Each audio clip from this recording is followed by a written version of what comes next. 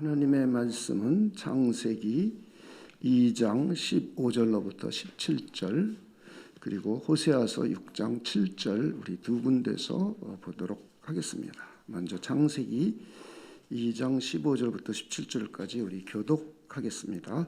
여호와 하나님이 그 사람을 이끌어 에덴 동산에 두어 그것을 경작하며 지키게 하시고 여호와 하나님이 그 사람에게 명하여 이르시되 동산 각종 나무의 열매는 내가 임의로 먹되 우리 17절 함께 읽겠습니다. 시작. 선악을 알게 하는 나무의 열매는 먹지 말라. 내가 먹는 날에는 반드시 죽으리라 하시니라. 아멘. 호세아서 6장 7절입니다. 함께 읽겠습니다. 시작. 그들은 아담처럼 언약을 어기고 거기에서 나를 반역하였느니라. 아멘. 하나님께서는 인간을 하나님의 형상을 따라서 하나님의 모양으로 창조하셨습니다. 두 가지 재료를 사용하셔서 인간을 하나님의 형상대로 창조하셨습니다. 하나는 하나님께서 창조하신 눈에 보이는 물질적인 요소인 땅의 흙입니다. 그리고 다른 하나는 눈에 보이지 않는 영적 요소인 하나님의 생기입니다. 이 두 가지를 사용하여 하나님의 형상으로 인간을 창조하셨습니다. 그래서 인간은 몸과 영혼으로 구성된 전인적인 존재이며 하나님의 형상입니다. 하나님의 형상인 인간은 첫째, 하나님과 인격적인 관계를 잘 맺었습니다.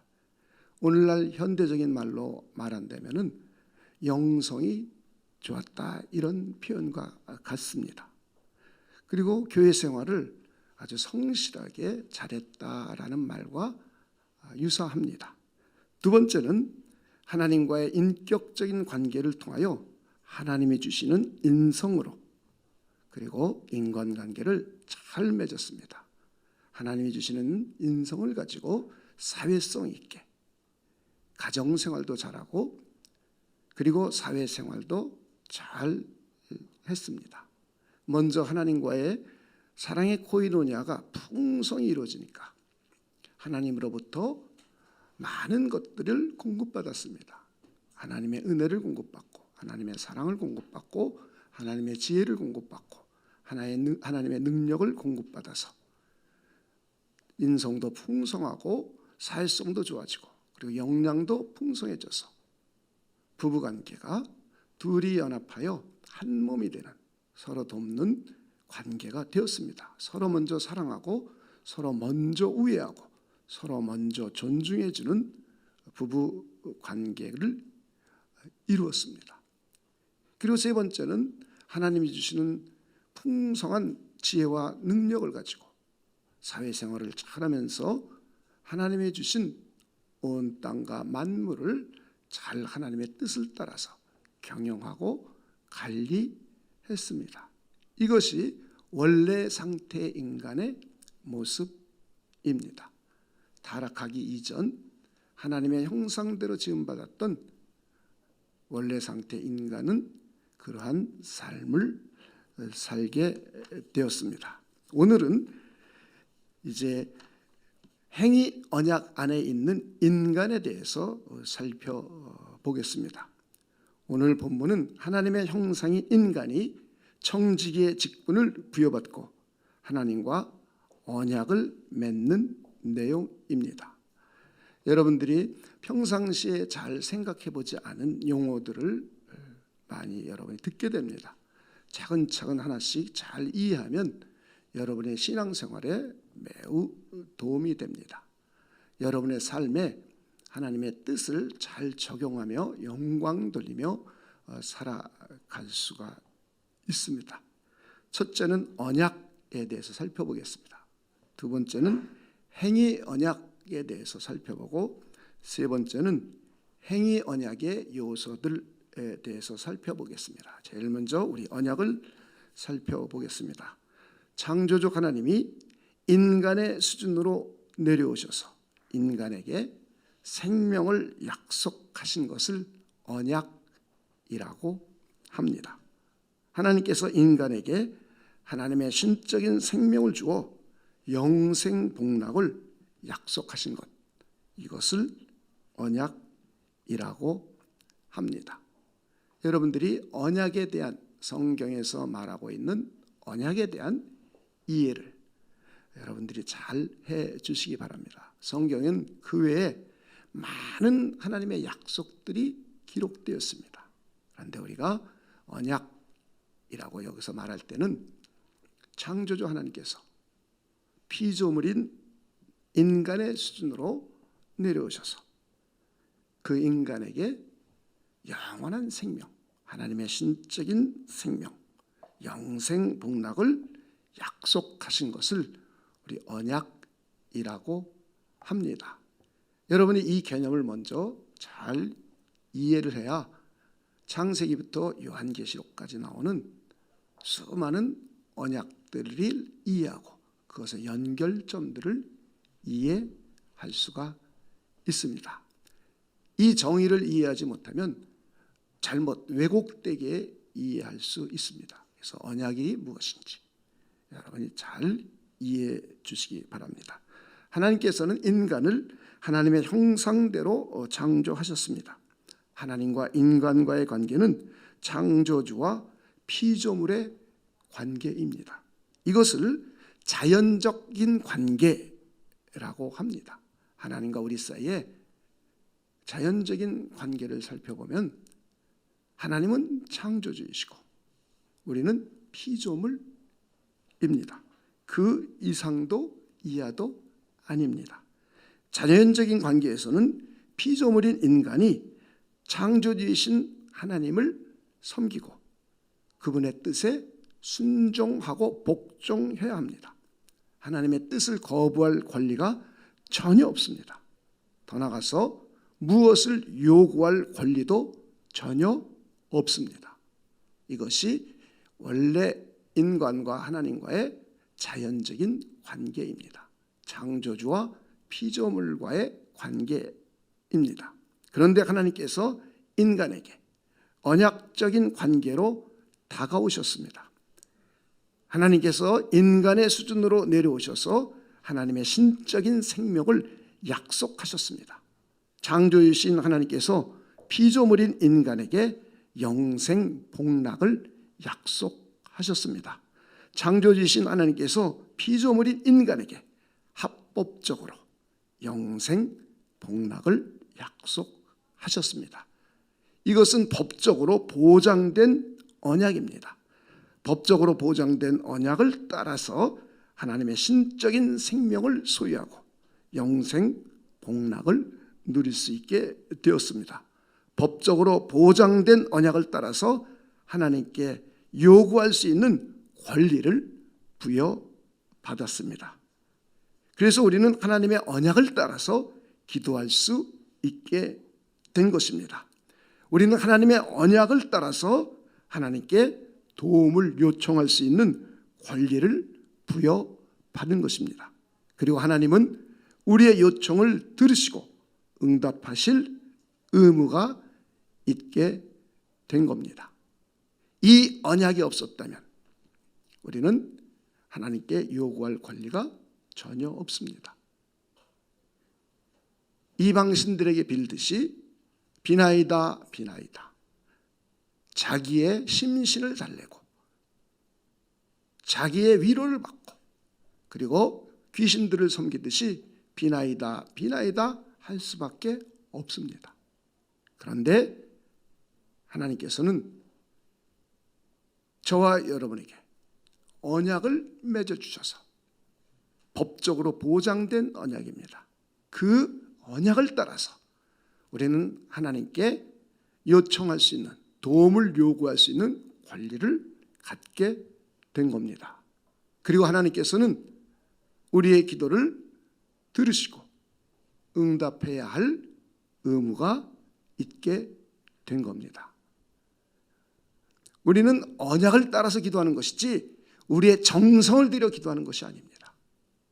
이거를 오해하면 기도 응답은 전혀 받을 수가 없습니다. 우리는 정성을 가지고 기도하는 것이 아니라 우리는 언약을 믿고 기도하는 겁니다.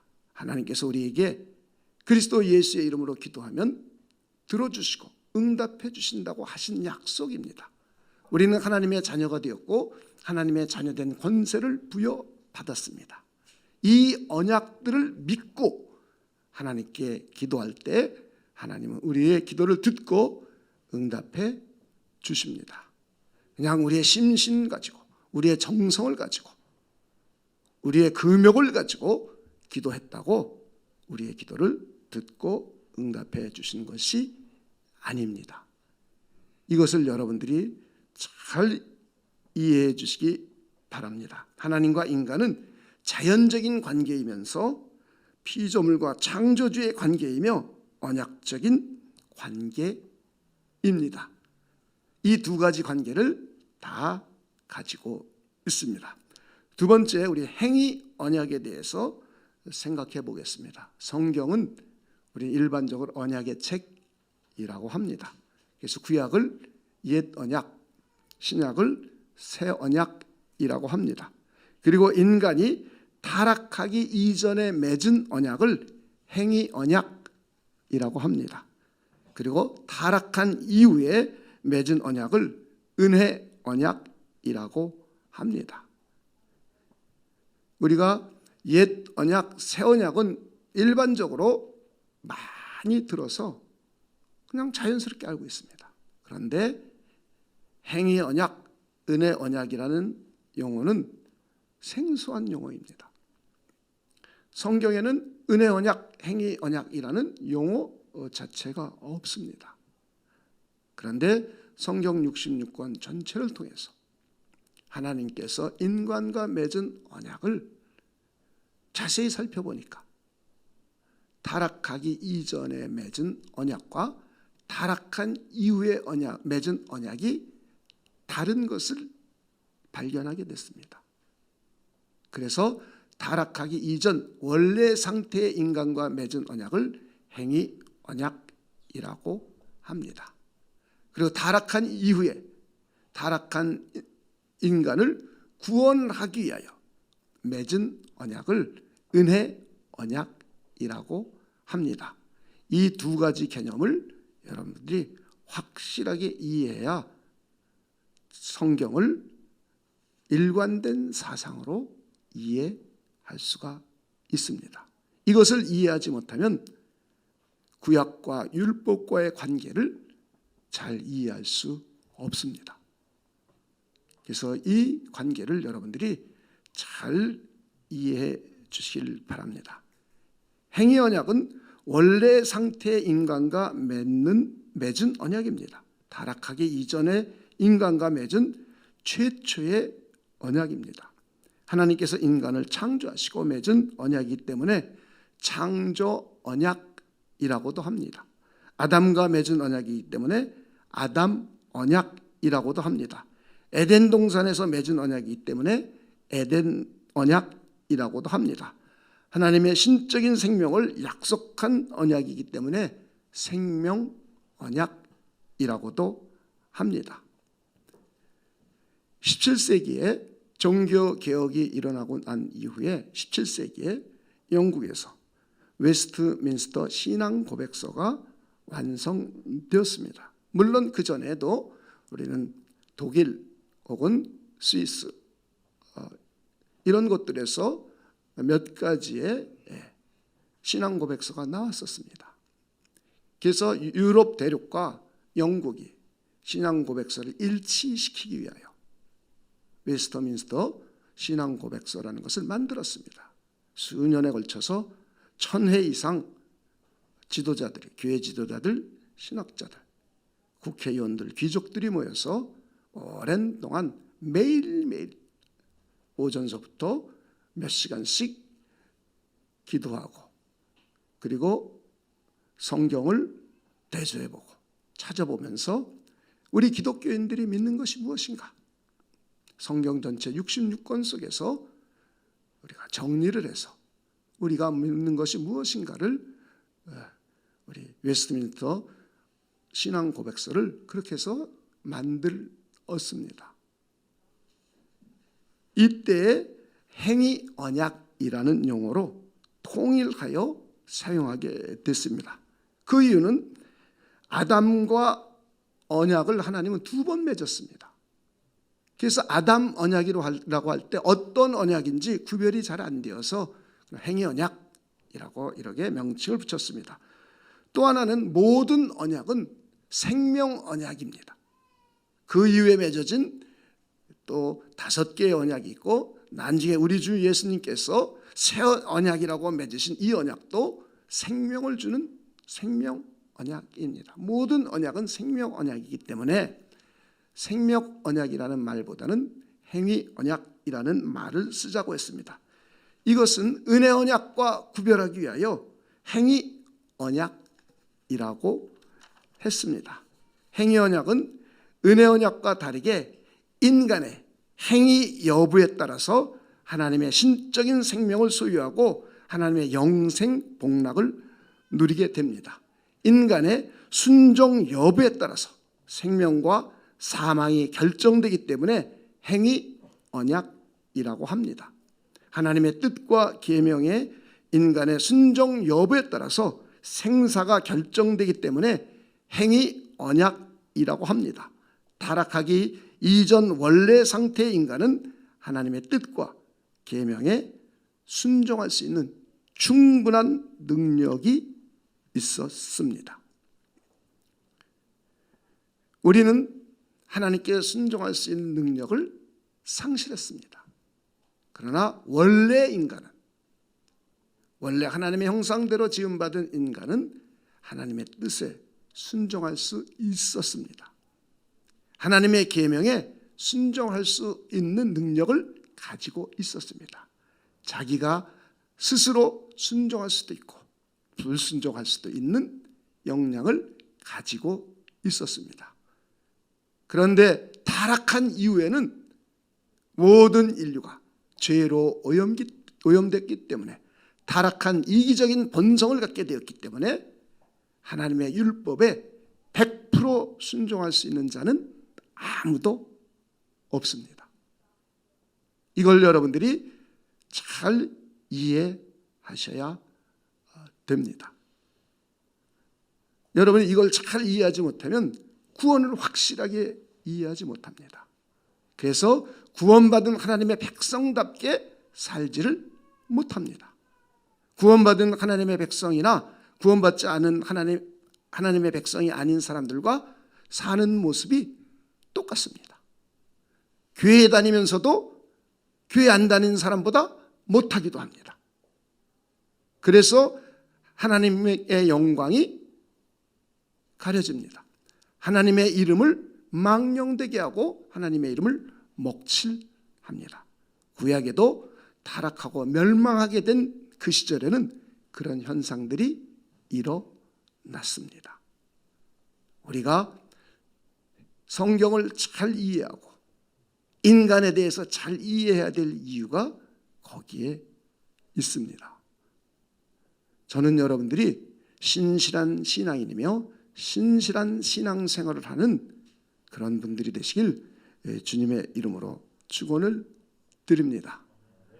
참고로 웨스트민스터 신앙고백서 7장 1절과 2절을 보면은 7장의 제목은 인간과 맺으신 하나님의 언약입니다. 이것이 7장의 제목입니다. 그리고 7장 1절은 언약에 대해 정의를 하고 있고 2절은 행위 언약에 대해서 정의를 하고 있습니다.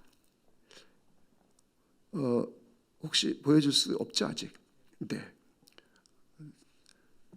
제가 한번 읽어보겠습니다. 근데 말이 옛날 말구라서 여러분들이 좀 어려운데 잠깐 귀를 기울여 주시면 7장 1절은 언약에 관한 정의라고 했습니다. 하나님과 피조물과의 거리가 너무나 커서 이성을 가진 피조물이 하나님을 자신들의 창조주로 여기고 복종을 한다고 할지라도 하나님으로부터 자신들의 축복과 보상 등의 어떤 대가를 얻을 수는 절대로 없는 일이나. 이게 자연적인 관계라는 거예요. 하나님께서는 기꺼이 친히 비하의 위치를 취하여 낮아지셨다는 거죠. 인간의 수준으로 내려오셨다는 겁니다. 언약으로서 그러한 것을 표명하시기를 기뻐하시었다.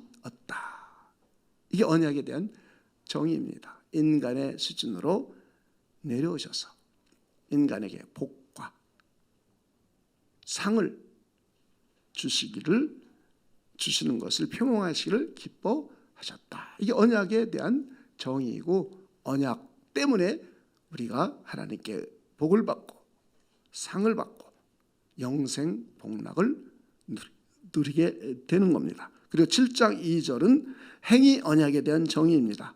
사람과 체결한 첫 번째 언약은 행위의 언약이었고, 이 언약을 따라서 온전하고 자발적인 복종을 조건으로 하여서 아담과 그 안에서 그의 후손들에게 생명이 약속되었다. 이게 행위 언약에 대한 정의입니다.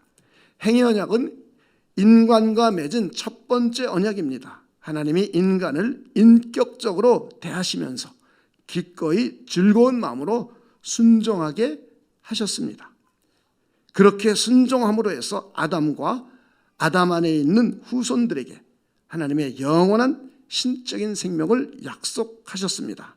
하나님의 계명은 생명에 이르게 합니다. 하나님의 계명에 순종하면 영생을 얻게 됩니다. 이 내용은 신구약 성경 곳곳에 기록되어 있습니다. 한번 로마서 7장 10절을 보겠습니다.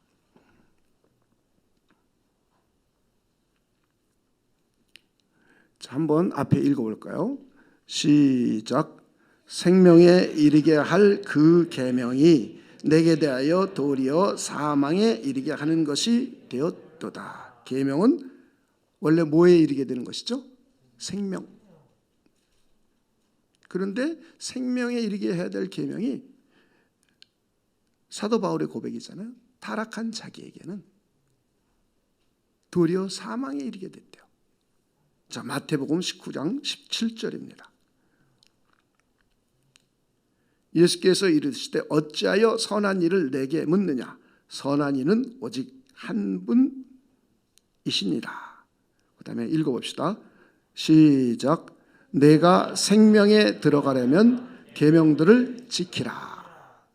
자, 우리 하나님의 계명들을 지키면 생명에 들어가게 됩니다. 레위기 18장 5절입니다. 구약을 보겠습니다. 너희는 내 규례와 법도를 지키라. 사람이 이를 행하면, 그 다음에 읽어봅시다. 시작.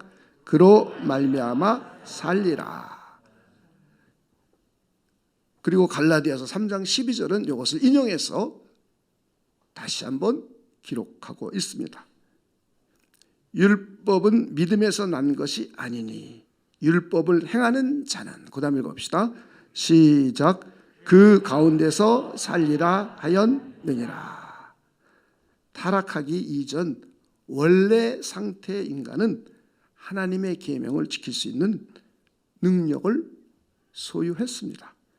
그러나 타락한 이후의 인간은 하나님의 율법과 계명에 100% 순종할 수 있는 능력을 상실했습니다.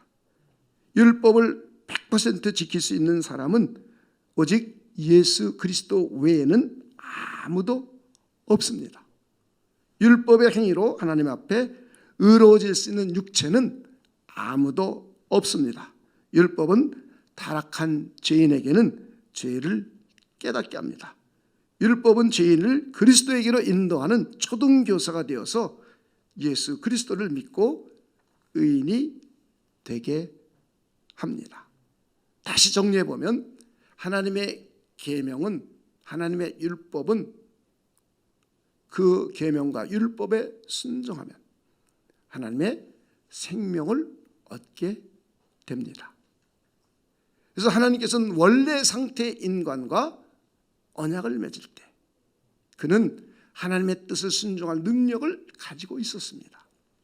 그래서 그와 언약을 맺을 때는 하나님의 뜻을 순종하면 영생을 얻게 되고, 하나님의 뜻에 불순종하면 반드시 죽게 되는 언약을 하나님과 아담 사이에 맺으셨습니다. 그래서 이것을 우리는 행위 언약이라고 합니다. 그런데 타락한 이후에는 인간들이 하나님의 율법을 지킬 수 있는 능력을 상실했습니다. 하나님의 뜻에 순종할 수 있는 능력을 상실했습니다. 하나님의 계명에 순종할 수 있는 능력을 상실했습니다. 그래서 모든 인간은 죄 아래 있다고 성경은 선언하고 있고, 의인은 없나니 한 사람도 없으며 선을 행하는 사람은 아무도 없으며 율법의 행위로 하나님 앞에 의롭다 하심을 얻을 육체가 하나도 없다고 성경은 선언하고 있습니다. 우리 한번 로마서 3장 9절로부터 20절까지를 살펴보겠습니다. 그러면 어떠하냐? 우리는 나으냐? 결코 아니라. 유대인이나 헬라인이나, 우리 함께 읽어봅시다. 시작. 다 죄 아래에 있다고 우리가 이미 선언하였느니라. 우리 10절 앞에 함께 있습니다. 시작. 기록된 바 의인은 없나니 하나도 없으며 깨닫는 자도 없고 하나님을 찾는 자도 없고 다 치우쳐 함께 무익하게 되고. 그 다음 읽어봅시다. 시작. 선을 행하는 자는 없나니 하나도 없도다. 19절 읽어보면 우리가 알거니와 무릇 율법이 말하는 바는 율법 아래에 있는 자들에게 말하는 것이니 이는 모든 입을 막고 온 세상으로 하나님의 심판 아래 있게 하려 함이라. 이게 율법의 용무예요. 그러므로 율법의 행위로 그의 앞에 의롭다 하심을 얻을 육체가 없나니 율법으로는 죄를 깨달음이니라.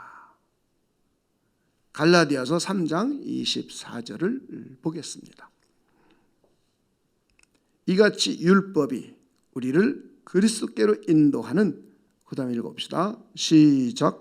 초등교사가 되어 우리로 하여금 믿음으로 말미암아 의롭다함을 얻게 하려 함이라. 아멘. 그러니까 원래 하나님의 계명은 타락하기 이전 상태에 있는 인간에게 생명, 영원한 하나님의 신적인 생명을 소유할 수 있게 하는 역할을 합니다. 그래서 하나님과 아담 사이에 최초로 언약을 맺었을 때는 하나님의 뜻을 순종하도록,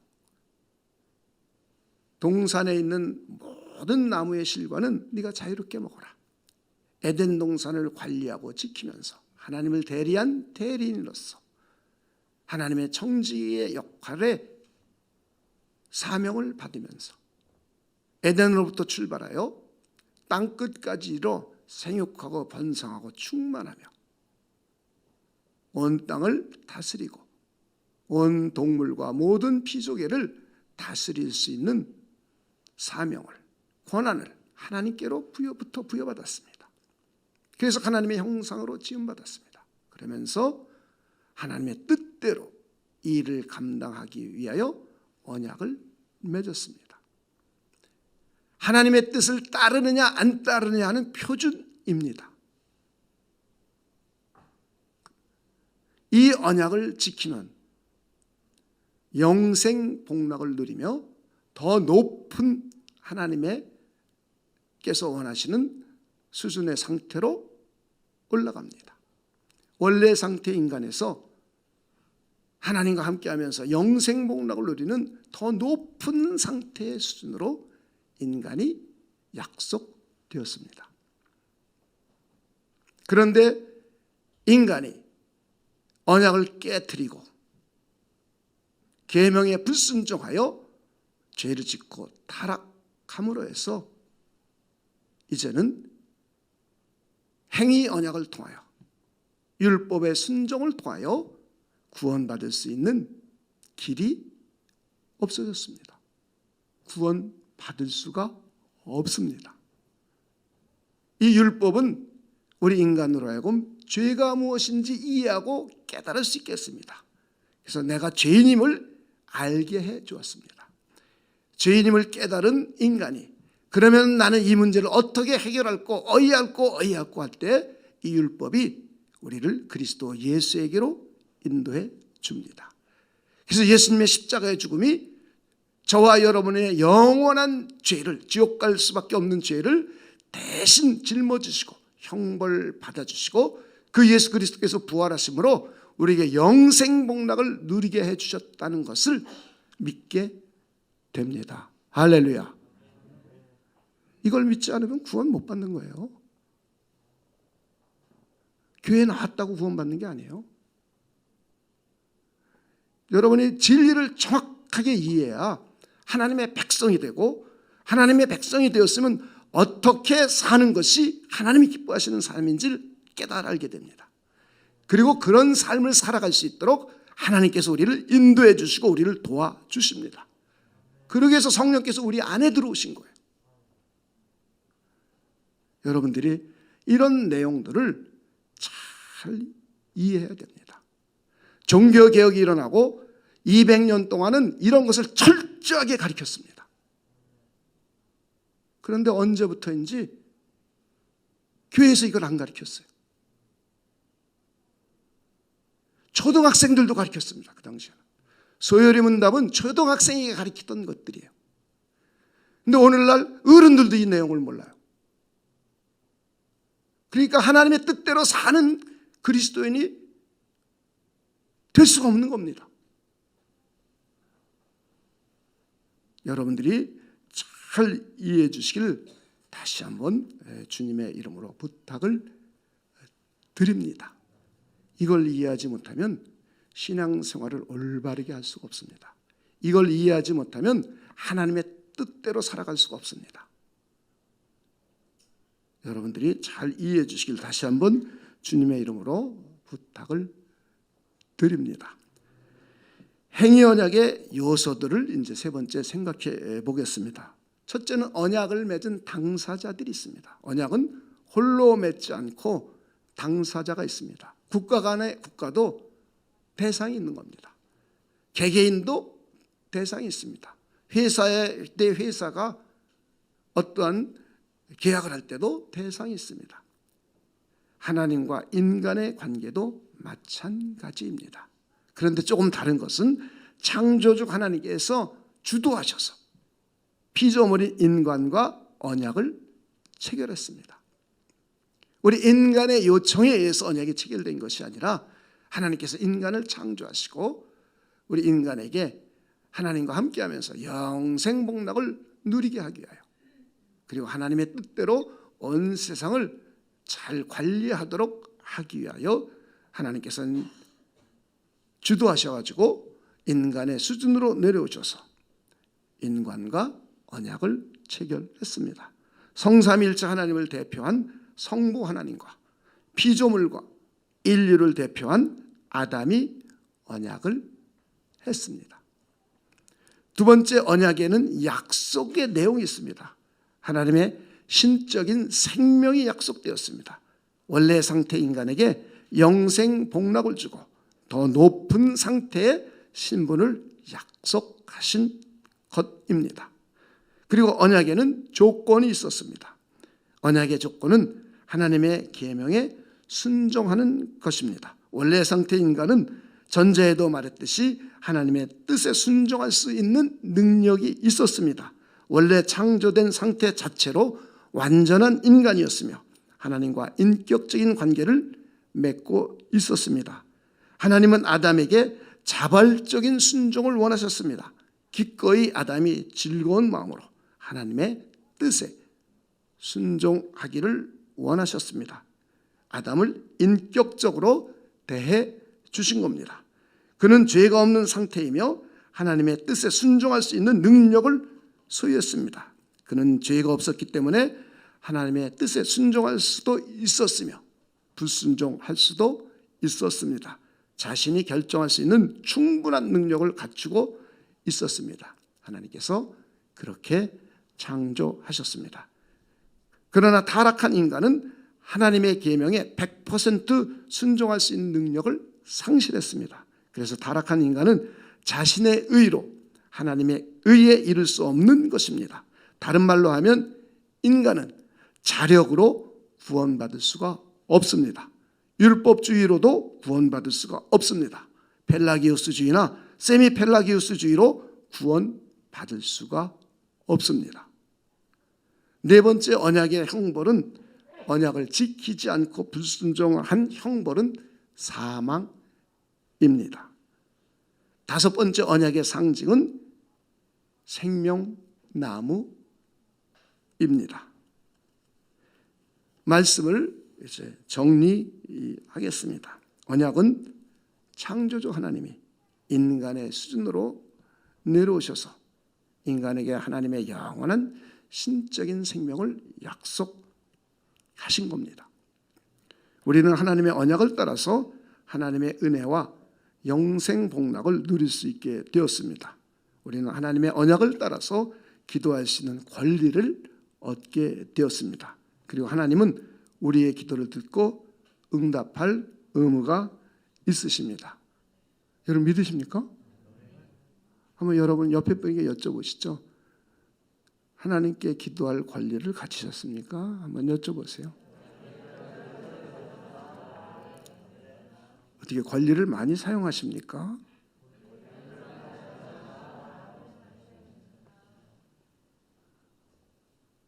또 한번 여쭤보겠습니다. 하나님께서는 우리의 기도를 들으시고 응답하셔야 할 의무가 있으시는 걸 믿으십니까?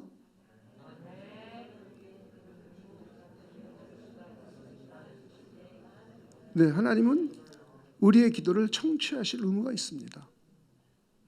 그리고 우리의 기도를 들어야 할 의무가 있습니다. 만약에 자연적인 관계였다면 이런 관계는 성립이 안 됩니다. 그런데 저와 여러분 언약 백성이 되었기 때문에 언약에 따라서 요구할 수 있는 권리를 갖게 된 겁니다. 하나님은 법적으로 우리의 요구를 들으시고 응답하셔야 될 의무가 있으십니다. 물론 우리가 어떻게 기도하고 그리고 하나님께서 응답하시는 방법, 성경은 한 8가지 정도를 계시하고 있어요. 여러분이 얘는 다 들었던 내용들이에요. 이것들을 잘 이해하면 하나님께서 들으시도록 응답하시도록 기도할 수 있죠. 근데 이런 걸 잘 모르면 그냥 미신 믿는 사람처럼 기도해요. 정성만 들여서 기도하려고 그래요. 비나이다식으로 기도하려고 그래요. 자기 이기적인 탐심을 위해 기도하려고 그래요. 그래서 응답이 없어요. 여러분들이 성경을 모르면 기도 응답 잘 못 받습니다. 기도는 10시간 했는데 응답은 한 가지 받아 의미가 없죠. 단 5분을 기도해도 응답받는 것. 이것은 언약에 따라서 언약을 믿고 언약을 따라서 기도했기 때문입니다. 그래서 여러분이 성경을 잘 이해해야 되는 거예요. 성경을 잘 이해하지 못하면 하나님의 은혜와 복을 받을 수가 없습니다. 일반 은총으로는 살 수 있어요. 그렇죠? 부모에게 받은 유전인자. 이것도 하나님이 준 거예요. 부모를 통해서. 그리고 자기가 열심히 노력하고 공부해서 얻은 결실. 이거는 믿는 사람이나 믿지 않는 사람이나 언약 백성이나 언약 백성이 아니냐 관계없이 모두에게 주신 하나님의 은혜, 은총입니다. 그러나 언약 백성에게만 주신 특별한 은총이 있습니다. 우리가 좀 부족하게 태어났어도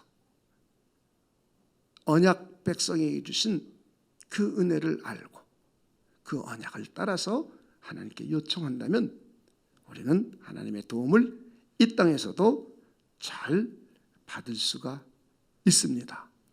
잘 여러분이 이해하고 명심해 주시기를 바랍니다. 하나님이 주도하셔서 타락하기 전 원래 상태의 인간과 행위 언약을 맺으셨습니다. 행위 언약은 인간과 맺은 최초의 언약입니다. 하나님의 계명에 순종하여 하나님의 영원한 신적인 생명을 소유하고 영생 복락을 누리며 더 높은 상태의 수준을 약속하셨습니다. 행위 언약은 성부 하나님과 아담 사이에 체결한 언약입니다. 성부 하나님은 삼위일체 하나님을 대표하셨습니다. 인류의 조상인 아담은 피조물과 아담 안에서의 전 인류를 대표했습니다.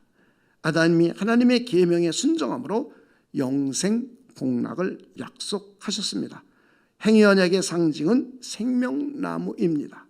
그리고 행위 언약의 형벌은 사망입니다. 하나님께서는 아담이 기꺼이 즐거운 마음으로 하나님의 뜻에 순종하게 하셨습니다. 아담을 인격적으로 대우해 주신 겁니다. 그리고 그것을 통하여 아담과 아담 안에 있는 모든 인류에게 영생 복락을 약속하셨습니다. 타락하기 이전의 아담은 그 자체로 완전한 인간이었으며 하나님과 인격적인 관계를 잘 맺었습니다. 그리고 그는 하나님의 계명에 순종할 수 있는 능력을 소유했습니다. 그는 자신의 능력과 자신의 의지로 하나님의 계명에 순종할 수도 있었고 불순종할 수도 있었습니다. 행위 언약은 전 인류에게 영생 복락을 약속하신 하나님의 은혜입니다. 그러나 타락한 상태의 인간은 행위 언약을 지킬 수 있는 능력을 상실했습니다. 죄 때문에 율법을 100% 지킬 수 있는 능력이 없습니다. 그래서 율법을 지켜서 하나님 앞에 의로워질 수 없는 것입니다. 율법을 지켜 행함으로 자신의 의로는 구원받을 수가 없습니다. 인간의 선한 의지를 통해 인간 자력으로 구원받을 수 없습니다. 이것을 우리가 잘 경계해야 합니다. 기독교 2000년의 역사 속에서 그리고 성경 시대에도 자기의 행위의 의로 구원받을 수 있다는 생각을 했습니다. 그게 유대인들이에요. 예수님 시절의 유대인들. 예수님 시절의 유대인들은, 사도 바울 시대의 유대인들은 그렇게 생각했어요. 율법을 지켜서 하나님의 의에 이룰 수 있다고 생각했어요. 그래서 그들은 구원받지 못해서 사도 바울이 얼마나 안타까워하면서 로마서 9장, 10장, 11장을 쓰고 있는지 찾아볼 수가 있어요. 그리고 이것이 4세기에 와서는 펠라기우스라는 사람이 인간의 노력과 선한 의지로 구원받을 수 있다고 했어요. 그리고 중세교회에 들어서서 하나님의 은혜 플러스 자기의 노력과 의지로, 자기 공로로 구원받을 수 있다는 세미 펠라기우스 사상이 세워졌어요. 그래서 중세교회가 타락하고 부패하게 되었습니다. 그리고 18세기에 와서 임마누엘 칸트는 인간의 선한 의지와 노력을 가지고 의에 이룰 수 있다고 철학적으로 가르쳤어요. 그런데 이것은 이미 4세기에 펠라기우스라는 사람이 만들어낸 사상입니다. 18세기에 자기가 독창적으로 만든 사상이 아닙니다. 이런 것들을 우리는 경계해야 합니다. 이런 것들을 잘 경계해야 합니다. 여러분에게 여쭤보겠습니다. 여러분이 율법을 지켜 행함으로 구원을 받았습니까? 아니면 하나님의 언약을 믿음으로 구원받았습니까? 여러분이 전도와 헌신, 봉사와 헌금과 같은 자신의 공로 때문에 복을 받고 상을 받습니까? 아니면 하나님의 언약을 믿고 봉사하고 헌신했기 때문에 복을 받고 상을 받게 됩니까? 여러분이 금식하며 오랜 시간 정성을 들여 기도했기 때문에 응답을 받습니까? 아니면 하나님의 언약을 믿고 전심으로 기도했기 때문에 응답을 받게 됩니까? 기도하겠습니다. 하나님, 감사합니다. 오늘 저희들은 언약과 행위 언약에 대해서 살펴보았습니다. 하나님의 성령께서 역사해 주셔서 언약과 행위 언약을 우리 지성으로 잘 이해하고 이것을 믿음으로 잘 받아들여서 우리의 신앙생활과 우리의 개인적인 삶, 가정생활에 잘 적용할 수 있도록 하나님께서 역사하여 주시옵소서. 감사를 드리며 예수님의 이름으로 기도하옵나이다. 아멘.